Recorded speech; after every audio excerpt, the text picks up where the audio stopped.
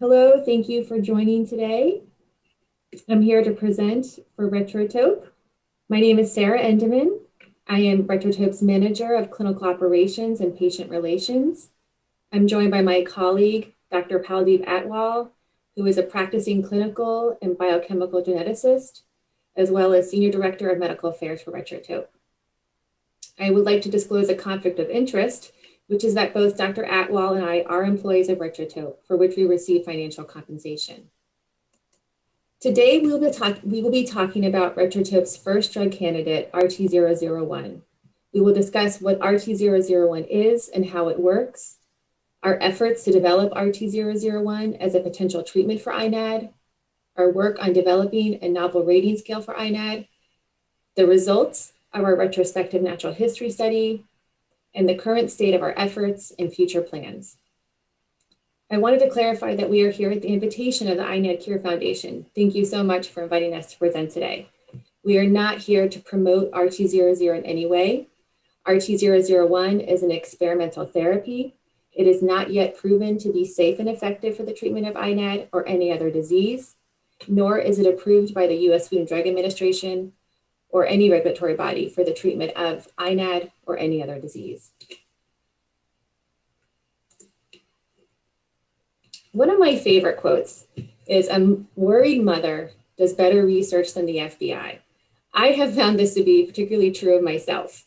And even more so have I found this to be true, not just of moms of children affected by INAD, but of fathers, grandparents, aunts, uncles, and so on. In your odyssey to obtain a diagnosis, to then understand that diagnosis, in search for treatment and cures, you have become de facto scientists. That mindset will serve you greatly today, because in order to understand what RT001 is and how it works, we first have to take a little step back to look at the basic biology and chemistry. All living cells in multicellular organisms have a surrounding cell membrane. You can think of that cell membrane as the protective barrier around the cell that also serves many functions, including regulating which materials can pass in or out of the cells. In normal, healthy circumstances, that cell membrane is an extremely pliable structure composed primarily of two layers of phospholipids. This is called the Phospholipid Bilayer. You may remember this from high school biology class. And what is a phospholipid? A single phospholipid has a phosphate group on one end called the head, that is the little round circle that you see there, the ball, and two side-by-side fatty acids that make up the lipid tails. Phospholipids can be saturated or unsaturated. If the carbon-to-carbon bonds are all single, that fatty acid is said to be saturated. If the bonds in between the carbons and that fatty acid are double, even just one double molecule, that fatty acid is said to be double bond. That fatty acid is said to be unsaturated. Unsaturated fats are generally liquid at room temperature, for example, oils, whereas saturated fats tend to be solid, such as butter. If there is only one double bond, we call that a monounsaturated fatty acid. And if there is more than one double bond, we'll call that a polyunsaturated fatty acid, or a PUFA. And you'll hear us use that term a lot, PUFAs, because polyunsaturated fatty acids, or PUFAs, provide the basis on which Retrotope's unique drug platform was built. Pufas are essential components of cell membranes, especially in mitochondria, nerve, heart, and eye cells. But they are an essential nutrient, so we have to get them from dietary sources. Some common sources of Pufas are things like nut oils, walnut oil, sunflower oil, flaxseed oil, fish oils, corn oil, soybean oil, safflower oil, and all the omega-3 and omega-6 fatty acids. Regardless of what type of oil, Pufas all share in common that they are vulnerable to oxidation or lipid peroxidation, two interchangeable terms. And what is lipid peroxidation? Lipid peroxidation, quite simply, in a very most basic way, involves taking away a hydrogen from a carbon in a fatty acid chain and replacing that hydrogen with an oxygen molecule, or oxidizing the fatty acid. And this can only occur where carbon-to-carbon double bonds exist, or in Pufas.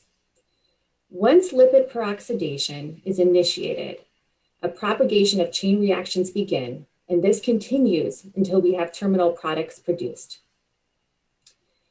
This whole process of lipid peroxidation is a chain reaction that stresses and damages cells. We have many mechanisms to help control this. However, in the end, lipid peroxidation can damage the Pufas by changing their structure and function. The byproducts of lipid peroxidation can damage membrane proteins and change our DNA. And this can lead to cell dysfunction and cell death. And again, this process is happening constantly in our bodies.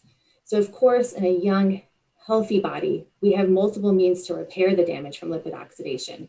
So you won't immediately see any great effects. However, with time, the effects can accumulate. And as we age, our ability to clean up the waste products of lipid oxidation diminish. In addition, in certain diseases, we have reduced means to clean up the damage. And the end result of this can be cell degeneration and deterioration and disease. And this is something that happens in many diseases. We know of many orphan diseases that involve lipid peroxidation, lipid oxidative damage. Things like ALS, Friedreich's ataxia, INAD, and those are orphan diseases, more rare diseases. It also happens in many more common diseases, such as Alzheimer's disease, cancers, dementia, MS, and the list goes on and on. Regardless of the cause, Retrotope has developed a unique approach. And Retrotope's approach is to replace the hydrogens with deuterium to prevent lipid peroxidation. And what is deuterium? So deuterium is a stable isotope of hydrogen. More commonly in nature, hydrogen will consist of one proton in the nucleus, and it has a mass of 1.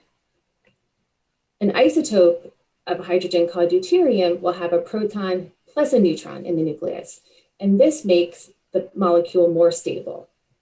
So what we have done is that we have taken the hydrogen and replaced that hydrogen with deuterium in the fatty acid. And this renders the lipid molecule invulnerable to oxidation, so that lipid cannot be oxidized. In RT001, we have taken linoleic acid and deuterated it to create a stabilized version, RT001. Our second drug candidate molecule is RT011, which, like RT001, is stabilized with deuterium. It's a stabilized form of DHA. The key is that Retrotope's drug platform drugs act to prevent the lipid peroxidation caused by aging and disease. Therefore, it is a potential drug candidate for many diseases. But why is this important? Why are we talking about this today? And what matters to you is, how is this relevant to INAD? Well, as you already know, INAD is caused by a mutation in the PLA2G6 gene, which leads to abnormal or impaired expression of the phospholipase A2 enzyme, which is an important housekeeping enzyme. You can think of the PLA2 enzyme as a tiny little vacuum cleaner that sits on the top of those little phospholipid bilayer heads. And under normal circumstances, when lipid peroxidation occurs and oxidized lipids are produced, that little vacuum can vacuum up the damaged lipids. However, in INAD, when the enzyme is not functioning properly, the oxidized phospholipids can accumulate, and this can contribute to neural cell death and dysfunction. When we add RT001, we don't change, repair, or replace the dysfunctional housekeeping enzyme, but rather we prevent the lipid peroxidation from happening in the first place, so that there are less or no oxidized lipids to clean up. And it's our hope that by doing this, we can normalize the brain membrane function, the nerve cell function, and slow the rate of neurodegeneration. So what are we doing to bring RT001 forward as a potential candidate for the treatment of INAD? We currently have 2 studies underway. We have the RT001 open label treatment study. This is a clinical trial in which all children receive treatment with RT001. That's the open label component. It's not blinded, it's not randomized. Enrolled subjects undergo observation and testing at baseline, and thereafter they come back every 6 months.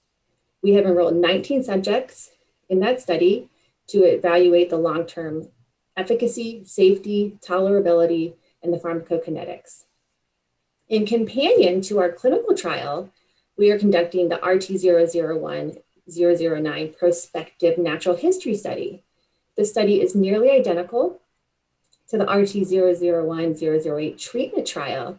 However, children in this trial do not receive treatment. They are evaluated at baseline and return every 6 months. We enrolled 39 subjects with INAD into this trial and 4 additional subjects with ANAD who are in the study but are not included in our analysis. I have a little diagram here showing the study. Again, RT001 treatment trial. Patients come in for screening. They have anywhere from 2 weeks to 45 days observation period before we start drug. They come back at day 1, start treatment, and continue on treatment at 6 months, 1 year, and so on. We have now completed this time point for all patients enrolled in the treatment trial. In the RT001-009 prospective natural history study, you will see that the visit schedule looks almost identical. Instead of a screening visit followed by a day 1 visit where patients have an treatment observation period, we just start with day 1. And the children come back at day 180, which is 6 months, day 360, which is 12 months, day 540, day 720, and so on. At each visit, we administer a series of neurological scales in the 008 trial and the 009 study. The one key difference, in addition to not receiving treatment, is that in the 009 study, we do not perform additional neurological testing, such as EEG, NCVs, BARA exams. And with that, I will turn it over to my colleague, Dr. Atwal, who will talk to you about Retrotope's work to develop a unique, a novel rating scale for INAD called the INAD-RS. Hello, everyone, and thank you, Sarah. So I'll be talking about first on the INAD rating scale. The impetus or the goal of this scale was to reflect the FDA requirements in the roadmap document of patient-focused outcome measures in clinical trials, and to measure how patients feel, function, and survive in a manner that's adequate from the FDA's perspective. If you go to the next slide. So the first thing we did when designing a clinical trial for INAD was to look for an existing clinical outcome assessment or rating scale that would be adequate for to assess any effects of a investigational drug. So you can see a couple of different ones here: the CHOP-INTEND, the modified Ashworth spasticity scale, the Hammersmith functional motor scale. All of these were thought to be inadequate for a number of reasons. For example, the CHOP-INTEND, it did not have all of the symptoms that you will see in INAD, ocular symptoms, temporofrontal bulbar, for example. It was designed for a different condition, spinal muscular atrophy type 1. Ashworth, it was a purely measure of spasticity and muscle tone, and doesn't assess the other issues that can happen. And similarly with the Hammersmith, there's not a full assessment, and it was developed for different diseases. So we had to then think of creating an entirely new rating scale that would encompass all of the different signs and symptoms of INAD in a way that we could monitor over time to see if any investigational therapies are having a beneficial effect. Next slide. So the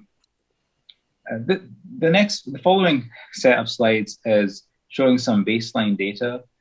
So none of this data I'm showing is over time or longitudinal. It's all baseline cross-sectional data on individuals in the trials that were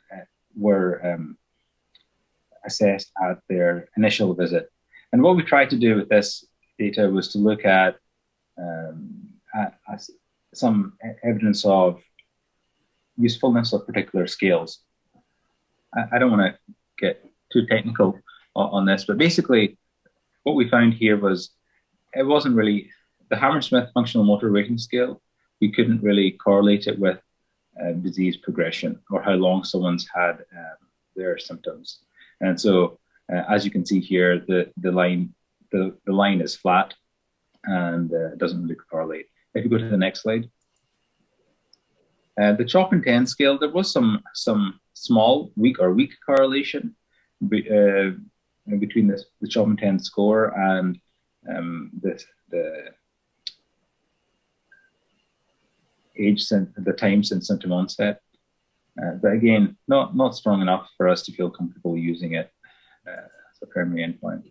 The modified Ashworth spasticity scale did have a stronger correlation, and interestingly, it fits with the natural history of the condition.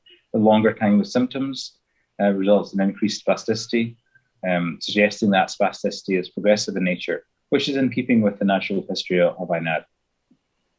So that certainly at the stage when we saw this, we thought it would be have some use as a clinically meaningful endpoint in a clinical trial in INAD. Next slide. So we also developed a new rating scale called INAD rating scale, INAD-RS, encompassing 6 domains with a total score of 80. All of these domains represent symptomatology in INAD: gross motor, fine motor, bulbar function, ocular, temporofrontal, and autonomic. And each score has a 0, 1, 2 rating, higher score meaning better performance in that rating. And if a patient cannot perform the test, they would have to get a 0 score for that. Next slide. Briefly, a number of different individuals were consulted to varying depths of questioning and comment on INAD and the rating scale, as well as many parents and caregivers. You can see a list here. Next slide. So the INAD neurological score, we looked at a number of different factors. The months since they've had the condition, the age in months at the time of the assessment, and then the genetic variant, whether there's what's called a point variant or a single nucleotide pathogenic variation, or a truncating variant, deletion, or a premature stop. So what we found was a strong correlation between how long the individuals have had INAD and also the actual age of the patient. So next slide.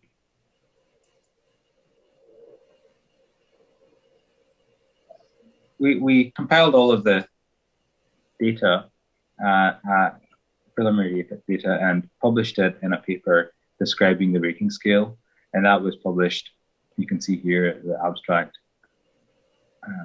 in 2020 in the Orphanet Journal of Rare Diseases. And we basically, our goal with this was to show that we've developed a scale that could potentially be used as a clinically meaningful endpoint in INAD.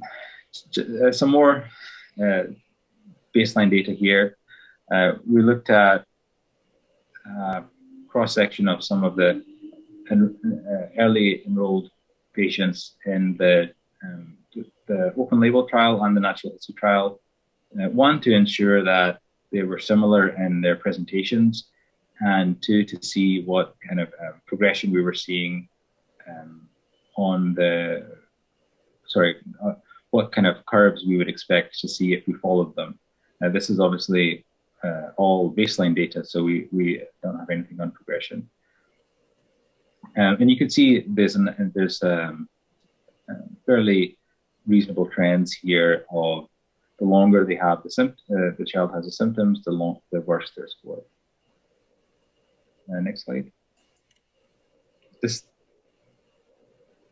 is just all of the pooled data, and you can see that the R-squared measure of correlation is 0.54, which represents a reasonable correlation. Next slide. Switching to a different condition, ALS. There's some initial data of open label, of expanded access patients who have been treated with RT001, and you can see there the ALS functional rating scale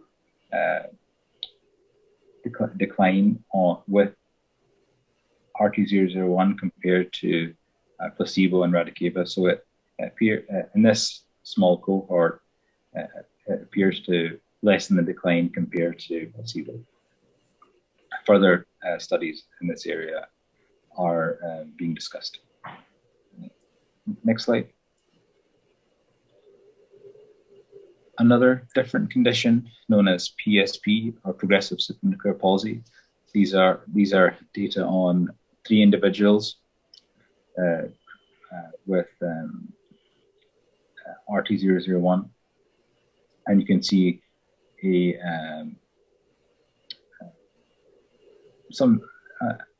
signal of improvement in their rating scales, PSP-RS and UPD-RS. Again, a formal PSP trial is currently ongoing in this condition with RT001. Next slide. So next I'm going to talk about a retrospective study that was completed, as well as the INAD scale development. Next slide. So the retrospective natural history paper was published and comprehensively analyzed the charts of 28 patients with INAD from across the world, from the Middle East, from North, South America, and Europe, all molecularly or genetically confirmed to have INAD. The common clinical findings were nystagmus, seizures, gastrointestinal issues, skeletal issues, and strabismus. Common consistent biomarkers, cerebral atrophy, and elevations in the AST, liver enzyme, and LDH levels. In this particular cohort, truncating genetic changes, so missense, truncating, so not non-missense or in-frame, were found to be different in terms of the time of initial presentation, generally more severe than only the presence of missense or in-frame deletions. There was no difference observed based on ethnicity in this cohort. Next slide. Here's the abstract of the paper, and it's one of the largest studies done on the natural history of INAD. And it was a multi-center effort. This is one of the images from one of the figures from the study, which shows the yellow box represents the mean age at which each milestone in the blue box is lost. For example, balance appears to typically be lost at 16.5 months. Language, and the top right at 27.5, and so on. And next slide. And then this shows this chart shows the frequency of clinical manifestations. You can see the spasticity and nystagmus are the most common, whereas reflux and kind of a generalized low tone seems to be the least common feature. The next slide. This slide shows the age at initial loss of milestones by variant type. The more severe genetic changes seem to result in earlier onset of loss of that particular milestone, whether it's the initial concern, the initial loss of language, the initial loss of fine motor skills. Next slide. So where are we now and the future plans? So I'll just briefly go over that. Next slide. So in the RT00108 open label clinical trial, all of the 1-year visits are completed. 12 patients remain on the optional open label extension. The mean follow-up is around 20 months. And in the prospective natural history trial, there have been around 30 that have completed the 1-year assessment. Go to the next slide.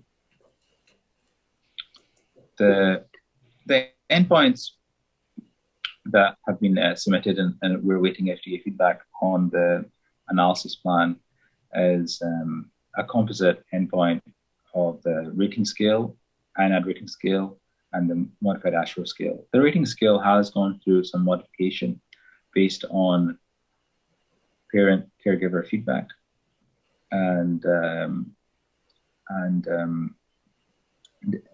disease experts as well. So it's now known as the modified INAD rating scale. There's also been statistical work done through psychometric analysis and rash analysis to further refine the scale. And that work is ongoing. If you go to the next slide. The plan for that is highlighted here. Some of this is completed, some of this is ongoing. And the goal is to complete it, get the FDA's feedback on an agreement on a statistical analysis plan of the endpoints, and then unblind the data and see if there's any effect of RT001 on INAD. Next slide. Thank you very much for listening. If you have any further queries after the conference, please contact Sarah Enderman here, and this is her email, sarah@retrotope.com. Thank you.